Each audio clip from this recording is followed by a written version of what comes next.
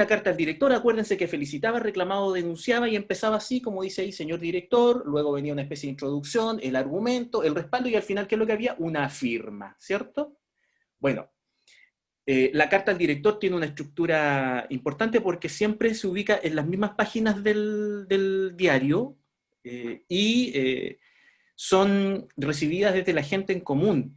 O sea, siempre va a existir esto. No hay diario que un día deje de tener cartas al director. Siempre existen. Revistas que también tienen este tipo de cuestiones. Y me refiero a diarios virtuales o revistas escritas o diarios escritos y viceversa, ¿cierto?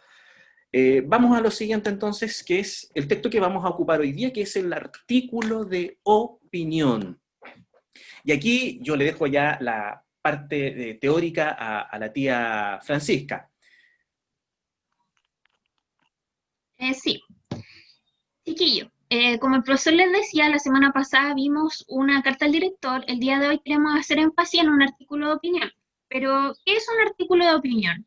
Eh, la- es un texto argumentativo, chiquillos, que presenta un tema en específico, ¿ya? Y este tema es de un interés público y tiene como objetivo influenciar al lector sobre lo que va a escribir, ¿ya? Tiene unas características que son bien definidas. Primero, en cuanto a su extensión, estas son cortas, ¿ya? Lo más importante es que tenga un tema de interés que capte la atención del lector y lo escribe una persona especializada, ¿ya? O que tenga una connotación porque sepa públicamente que es una persona que conoce bien del tema, ¿ya? Que tenga una relevancia en cuanto a su conocimiento. Y estas personas escriben un punto de vista, y este punto de vista es particular y busca, como les decía, influenciar al lector sobre su opinión. Es variado, quiere decir que se escribe de una extensa variedad de temas, pueden ser culturales, deportivos, políticos, en fin. Y las personas que lo escriben, los articulistas, gozan de una libertad expresiva, ¿ya?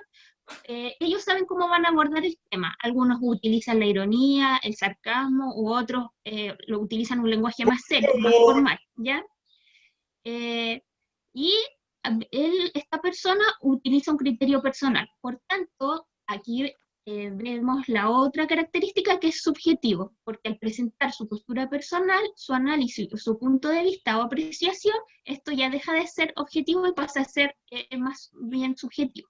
También Profe, es independiente porque no representa ni la línea editorial o ni la postura personal del diario o de la revista o del medio informativo que lo publique.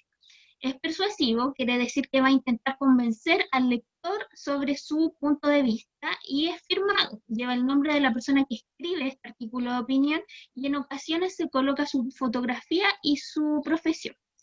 Este artículo de opinión también tiene una estructura, y esta estructura, la siguiente por favor, va a estar condicionada por la introducción, el desarrollo, la conclusión y referencias bibliográficas. En la introducción es la parte inicial del texto y se presenta el tema y el objetivo de mi artículo que voy a escribir. Y es importante que en este primer párrafo sea llamativo para que el lector después siga continuando con su lectura. En el desarrollo mínimo tienen que haber 3 párrafos y acá es donde se van a desarrollar nuestras ideas, se va a informar y se va a describir. Las ideas se van a clasificar según la información de importancia o más relevante o no. Y en la conclusión es la respuesta a la interrogante ¿a qué llegué después de este trabajo? Es un análisis, una síntesis, se puede decir, de la información que fue entregada. ¿Ya? Y tiene que encontrarse bien relacionado con el propósito de nuestro trabajo y dar cuenta de manera general de la información más importante o no. Generalmente algunos articulistas la terminan con un interrogante que llama al público o al lector a reflexionar en cuanto al tema que esta persona propuso, ¿ya? Es como tratar de generar en algunos casos una reflexión más íntima, ¿qué haría yo, qué harías tú si fuese el caso? Dependiendo de lo que yo esté, obviamente, relatando. Y algunos aparecen con referencia bibliográfica en el sentido que sí utilizaron citas o información o gráficos, se coloca de dónde se obtuvo esta información, de dónde fue extraída. Y con eso nosotros tenemos, es importante conocer nuestra estructura de nuestro artículo de opinión, porque cuando ustedes escriben una, tienen que seguir esta, valga la redundancia, esta estructura. ¿Ya? Entonces tía, es subjetivo esto.